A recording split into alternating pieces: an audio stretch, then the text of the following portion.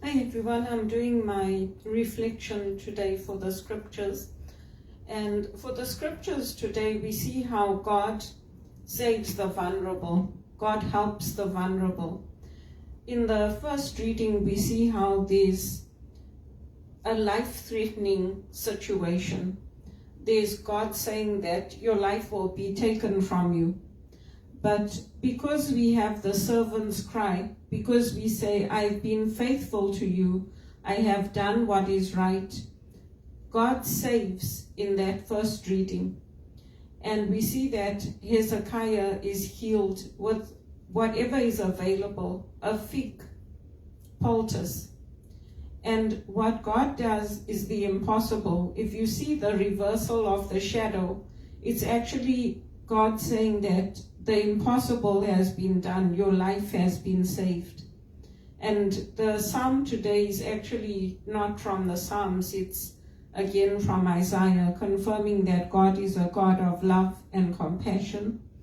And in the New Testament, in the Gospel, we can see that others might criticize us, others might say, why are you doing what is inappropriate on the Sabbath? But God sees our need, just like God saw the need for healing. In the first reading, God sees the need of his disciples who are hungry. And God shows compassion and mercy. And God gives us this guiding post in our life of he wants mercy and not sacrifice.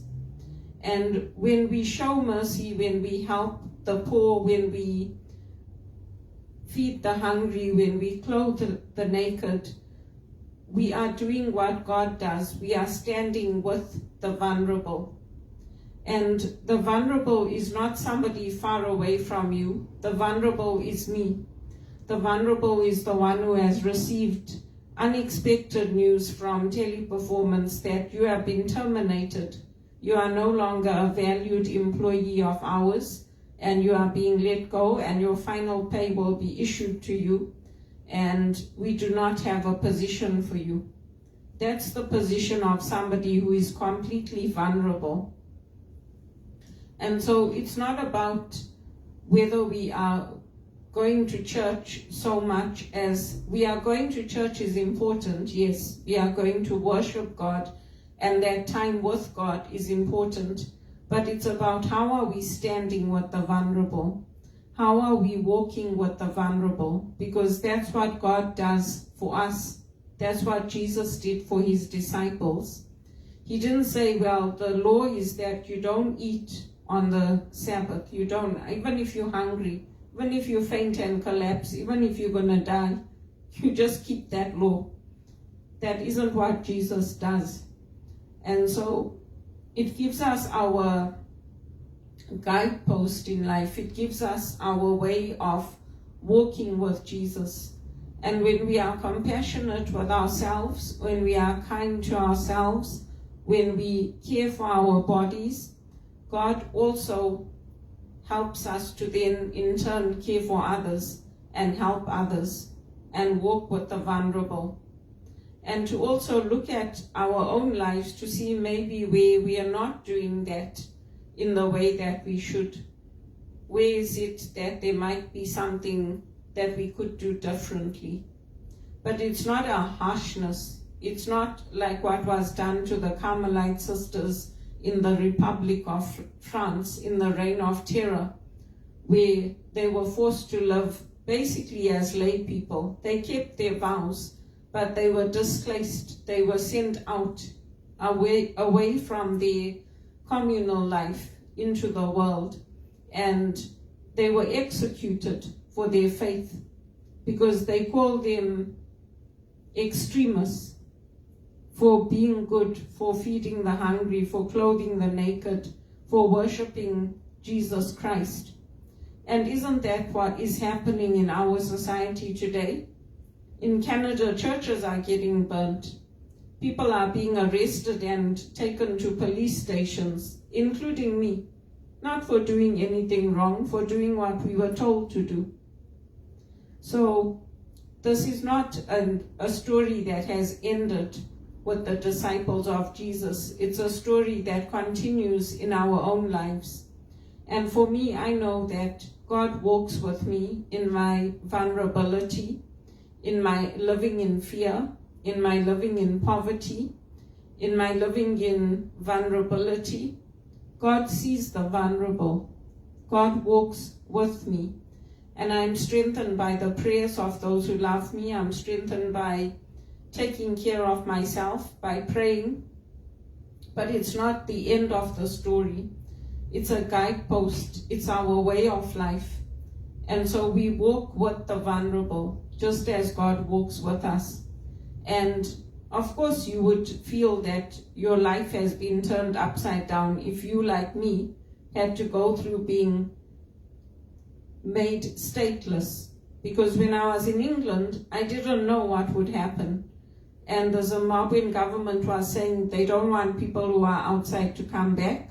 I was in England. England was saying you can't stay here. So you don't know that kind of fear, of living in fear. You don't know it because maybe you went from being a citizen in one country to being a citizen in another country. So you don't understand my kind of living in fear in that moment. You don't understand the fear of having police arrest you and summon you to the police station when you haven't done anything wrong. You don't know the fear of being ordered to take a psychiatric assessment when your own family doctor is saying, I don't know why they're doing this. You don't know that because you haven't walked in my shoes. And you don't know my strength. You don't know my courage. You don't know what I had to do to get to where I am, or how I sit and I cry because for over 3 years I haven't had any decent paid work. I'm not getting the right responses to have the paid employment that I'm seeking. You don't know about what I've done to skip meals or to be there for others because you haven't walked in my shoes, just like I haven't walked in somebody else's shoes. But we can try to have compassion, we can try to have empathy for each other and to walk with the vulnerable. And that's for me what the scriptures are about. It's not about me saying I need to be more harsh with myself. I need to do more. I need to repent more. I don't see that in my life at this point. Yes, I know there's things where I mess up. I know there's things that I don't do perfectly. But I also know that I am held in God's love. And I know that in my vulnerability, God walks with me. God doesn't abandon me.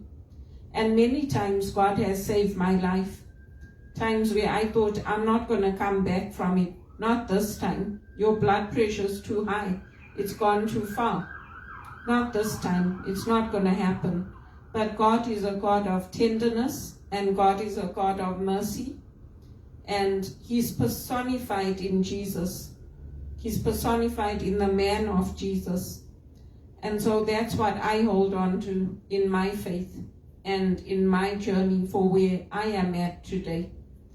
And even Nelson Mandela said, nobody can change you. You change yourself. And the great leaders who have gone on to show great compassion, despite what they've gone through, have been leaders who have been formed in the Christian faith. And Mandela himself says that. If you read the articles that I post on LinkedIn from the people that met him, the people that know him, you will see that he says that. If I had not been formed in the Christian faith, I don't think I would have been able to endure everything I did and to come out and forgive people. It's virtually impossible. So I'll leave you with that for today. Please continue to pray for me as I am praying for you. And thank you for all of those who prayed for Toronto. You can see we have beautiful clear skies today and all that smoke has disappeared. But we do need to still keep praying. There's still over 300 fires burning in Ontario, in Canada. And we need to pray for rain and not thunderstorms, because with the thunderstorm you get the lightning, and from what I hear on the news, they're saying the lightning is what has caused these fires, unlike in Europe where they're saying the fires are man-made. So please continue to pray, especially for Ontario. Ontario has been the hardest hit with unemployment, with big companies closing, and we need the prayers. We need the prayers for Canada, but especially for Ontario. For me, I'm not just applying for jobs in Ontario, I'm applying in Calgary, I'm applying in BC, I'm applying to other areas, because I can pick up and I can move. Yes, it would be sad to leave my church, but I'm sure I can find another Catholic church and do the work that I'm doing here, there. So please continue to pray for me to get a good full-time paid position.